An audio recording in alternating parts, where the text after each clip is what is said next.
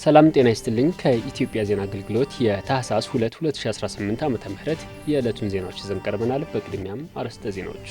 ኢትዮጵያ የዓለም የንግድ ድርጅት አባል የመሆን ህልሟን እውን ለማድረግ ባደረገችው ጽናት የተሞላበት ጉዞና በድርድሩ ሂደት ወሳኝ ምዕራፍ ላይ መድረሷን ምክትል ጠቅላይ ሚኒስትር ተመስገን ጥሩነህ ገለጹ።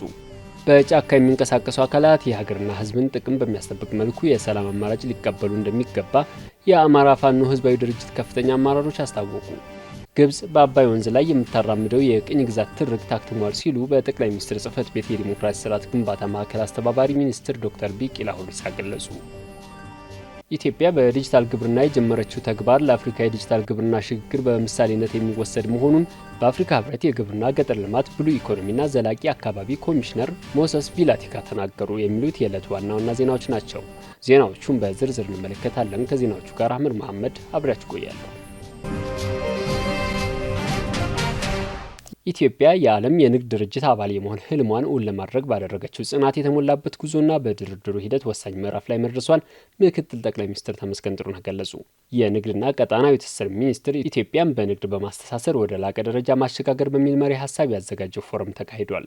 ምክትል ጠቅላይ ሚኒስትር ተመስገን ጥሩነህ በዚህ ወቅት ባደረጉት ንግግር በታሪክ ውስጥ ኢትዮጵያን ከገነቡት መሳሪያዎች አንዱ ንግድ ነው ብለዋል። ንግድ ከቦታ ቦታ በንግድ መስመሮች በኩል ሲደረግ ለሺህ ዓመታት መኖሩን ጠቅሰው የህዝብ ትስስርን፣ የባህል፣ የቋንቋና የእቃዎችን መወራረስን አስገኝቷል ብለዋል። የዓለም የንግድ ድርጅት ዋነኛ ዓላማዎች እንቅፋቶችን በመቀነስ ንግድን ነፃ ማድረግ፣ ተገማችና አድሏዊ የሌለበት ዓለም አቀፍ የንግድ ስርዓት መፍጠር መሆኑንም ተናግረዋል።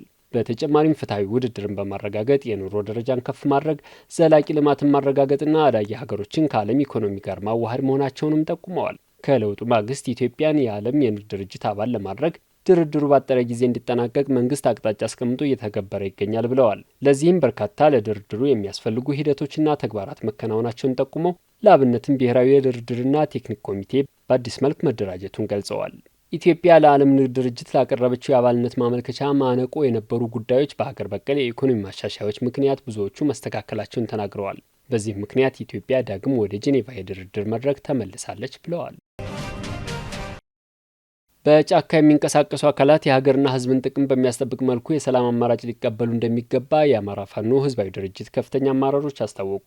የአማራ ህዝብ በውክልና ጦርነት እንዲቆይ የሚሹ የጥፋት ተልዕኮችን በመተው ትክክለኛውን የሰላም ስምምነት አማራጭ መቀበላቸውንም ገልጸዋል።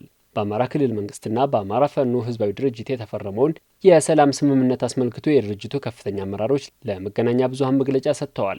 በአማራ ፋኖ ህዝባዊ ድርጅት ምክትል የፖለቲካ መምሪያ ኃላፊና የወሎ ቤት አማራ ጠቅላይ ግዛት እዝ የፖለቲካ ዘርፍ ኃላፊ እያሱ አበራ የአማራን ህዝብ ጥያቄ በትጥቅ ትግል እናስከብራለን በሚል በጫካ መቆየታቸውን ገልጸዋል። በአማራ ክልል መንግስትና በህዝባዊ ድርጅቱ የተፈረመው የሰላም ስምምነትም የአማራን ህዝብ ክብርና የኢትዮጵያን ብሔራዊ ጥቅም ባከበረ መንገድ የተፈጸመ መሆኑን ተናግረዋል።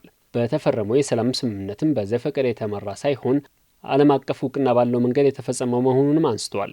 የአማራ ህዝብ ከዚህ በላይ ጦርነትን የመሸከም አቅም የለውም። ሌሎች በጫካ የሚንቀሳቀሱ አካላትም የህዝብና የሀገርን ጥቅም ክብር በሚያስከብር አግባብ የሰላም አማራጭን መቀበል አለባቸው ብለዋል። በዚህም ለህዝብ የሚበጅ ትክክለኛ የንግግር ውሳኔን በማሳለፍ የሰላም አማራጭ መምረጣቸውን አስረድተዋል። በቀጣይም የሀገርና ህዝብን ብሔራዊ ጥቅምና ፍላጎት በማስጠበቅ ከክልሉና ፌዴራል መንግስት ጋር በትብብር እንደሚሰሩ አረጋግጠዋል። ከዚህ ውጭ ያለ አካሄድ የሽፍትነት ተግባር ነው። ዝናና የግል ጥቅምን በማስቀደም የሚደረግ ጽንፍ የረገጠ የብሔርተኝነት ትግል የትም አያደርስም ብለዋል። በአማራ ፋኖ ህዝባዊ ድርጅት የጎጃም ጠቅላይ ግዛት እዝ የፋይናንስ ኃላፊ ከፋል አለሙ ከዓመታት በፊት ጀምሮ ዘላቂ ሰላምን ለማውረድ ከዓለም አቀፍ ተቋማት ጋር ንግግር መደረጉን አስታውሰዋል። በዚህም የተደረጉ ንግግሮች ፍሬ አፍርተው የዘላቂ ሰላም ስምምነት መፈረሙም ህዝቡን፣ የድርጅቱን አመራርና የሰራዊት አባላት ያስደሰተ መሆኑን ገልጸዋል። ከቀድሞ ህወሓት፣ ሻዕቢያና ግብጽ ጋር የሚደረግ የጥፋት ተልዕኮም ለአማራ ህዝብም ሆነ ኢትዮጵያ የሚጠቅም ባለመሆኑ የሰላም አማራጭ መቀበላቸውን ተናግረዋል። መርህ የለሽ የትጥቅ ትግል ተማሪዎችን ከትምህርት ገበታቸው ማስቀረት ጫና እያሳደረ በመሆኑ ቀሪ በጫካ የሚገኙ የፋኖ አደረጃጀቶችም የሰላም አማራጭ እንዲከተሉ ጥሪ አቅርበዋል። በአማራ ፋኖ ህዝባዊ ድርጅት የወሎ ቤት አማራ ጠቅላይ ግዛት እዝ የህዝብ አስተዳደርና ማህበራዊ ጉዳይ ኃላፊ ግርማ እጅጋየሁ በትጥቅ ትግል በነበሩባቸው ጥቂት ዓመታት የአማራ ህዝብ ማህበራዊና ኢኮኖሚያዊ ጉስቁልና እንዲያስተናግድ አድርጓል ብለዋል። በዚህም ትክክለኛውን የሰላም አማራጭ በመከተል የተሄደበት የተሳሳተው የውክልና ጦርነት በመተው የሰላም ስምምነት መምረጣቸውን ተናግረዋል። በአሁኑ ወቅትም በቀድሞ ህወሓት በሚያደርገው ድጋፍ አማራ እርስ በርሱ ዋጋ እየከፈለ መሆኑን በመገንዘብ ሌሎች በጫካ የሚገኙ አደረጃጀቶች የሰላም አማራጭ መቀበል እንደሚኖርባቸው መልእክት አስተላልፈዋል። በመግለጫው ላይ ሌሎች የአማራ ፋኖ ህዝባዊ ድርጅት አመራሮችም ተገኝተዋል። ግብጽ በአባይ ወንዝ ላይ የምታራምደው የቅኝ ግዛት ትርክት አክትሟል ሲሉ በጠቅላይ ሚኒስትር ጽህፈት ቤት የዲሞክራሲ ስርዓት ግንባታ ማዕከል አስተባባሪ ሚኒስትር ዶክተር ቢቂላ ሁሪሳ ገለጹ። ሚኒስትሩ እንዳሉት በቅኝ ግዛት ዘመን አስተሳሰብ ጥቅምን ማረጋገጥ እንደማይቻልም ነው የተናገሩት። በጠቅላይ ሚኒስትር ጽህፈት ቤት የዲሞክራሲ ስርዓት ግንባታ ማዕከል አስተባባሪ ሚኒስትር ዶክተር ቢቂላ ሁሪሳ እንዳሉት የግብጽ የውጭ ጉዳይ ሚኒስትር መሐመድ አብዱላቲ ታላቁ የኢትዮጵያ ህዳሴን ግድብን በተመለከተ የሰጡትን አስተያየት በጽኑ አውግዘዋል። ግብጽ ሰላምና መረጋጋትን አደጋ ላይ ከሚጥሉ አፍራሽ ንግግሮችና ድርጊቶች መቆጠብ እንደሚገባት ዶክተር ቢቂላ ሁሪሳ ጠቁመዋል። በተጨማሪም ግብጽ በአባይ ወንዝ ላይ የምታራምደው የቅኝ ግዛት ትርክት አክትሟል ሲሉም ነው የገለጹት። የግብጽ የውጭ ጉዳይ ሚኒስትር የኢትዮጵያ አቋም የተናጠል እርምጃ ነው ማለታቸው የዘመኑን እውነታ የማይመጥን የቅኝ ግዛት ህሳቤ መሆኑን አመልክተዋል። ሚኒስትሩ ግብጽ በናይል ወንዝ እኔ ብቻ የበላይነቱን ልውሰድ የሚል ጊዜ ያለፈበት ትርክት ተቀባይነት እንደሌለው ገልጸው መሰል እሳቤዎች ከሀገር ባለፈ ቀጠናዊ መረጋጋትን ስጋት ውስጥ የሚከቱ ናቸው ብለዋል። አስተያየቱ የኢትዮጵያን ብሔራዊ ጥቅም የሚቃረን ተቀባይነት የሌለው ሀሳብ መሆኑንም አመልክተዋል። ግብጽ ኢትዮጵያ እንዳትረጋጋ ተላላኪ ቡድኖችን በመመልመልና በማሰማራት እየደገፈች መሆኑን ገልጸው ይህን አካሄድ ኃላፊነት የጎደለውና ጠባጫሪ ድርጊት ሲሉም ገልጸውታል። ከውሃ መብቶችና ቀጠናዊ ትብብር አንጻር ሀሳባቸውን ያነሱት ሚኒስትሩ የናይል ወንዝ አብዛኛው ድርሻ የምትወስደው ኢትዮጵያ ሀብቷን የመጠቀም ህጋዊ መብት እንዳላትም ተናግረዋል። በሌላ በኩል የኢትዮጵያ የባህር በር ባለቤትነት ጥያቄ ህጋዊና በመርህ ላይ የተመሰረተ መሆኑን ዶክተር ቢቂላ ሁሪሳ አመልክተዋል። ዓለም አቀፉ ማህበረሰብ ይህን የኢትዮጵያ መብት እውቅና እየሰጠው እንደሚገኝም ነው የተናገሩት። ግብጽ በናይል ውሃ ላይ ብቻዬን ልጠቀም በሚል እያራመደች ያለችው አቋም ጊዜ ያለፈበትና የቅኝ ግዛት አስተሳሰብ መሆኑን ጠቁመው ወቅቱ ከሚጠይቀው አስተሳሰብና አካሄድ ጋር የማይሄድ ነው ብለዋል። ግብጽ በአባይ ወንዝ ላይ የምታራምደው የቅኝ ግዛት ትርክት አክትሟል ሲሉም ነው ያስገነዘቡት። ኢትዮጵያ በዲጂታል ግብርና የጀመረችው ተግባር ለአፍሪካ የዲጂታል ግብርና ሽግግር በምሳሌነት የሚወሰድ መሆኑን በአፍሪካ ህብረት የግብርና ገጠር ልማት ብሉ ኢኮኖሚና ዘላቂ አካባቢ ኮሚሽነር ሞሰስ ቪላቲካ ተናገሩ።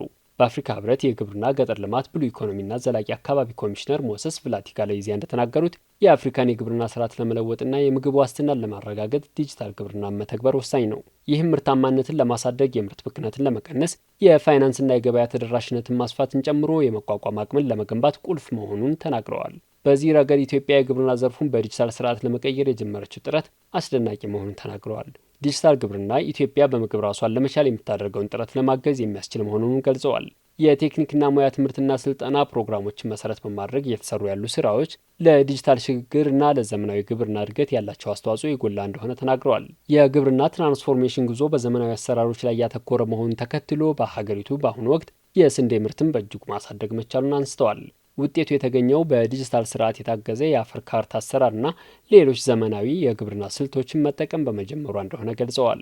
ከዚህ በተጨማሪ አርሶ አደሮች በዲጂታል ቴክኖሎጂ በመታገዝ ስንዴና ካሳቫ የሚዘሩበትን አካባቢ በግልጽ ለማወቅ እያስቻላቸውን ያሉት ኮሚሽነሩ ይህም የግብርና ምርታማነትን ለማሳደግ የሚያግዝ ነው ብለዋል። ኢትዮጵያ በዲጂታል ግብርናው የጀመረችው ተግባር ለሌሎች የአፍሪካ ሀገራት ምሳሌ ተደርጎ የሚወሰድና ለአህጉሪቱ የግብርና ዘርፍ አዲስ ተስፋ የፈጠረ መሆኑን ገልጸዋል። ክቡራን አድማጭ ተመልካቾቻችን የዕለቱ ዜናዎች እነዚህ ይመስሉ ነበር። ሰላም ቆዩ።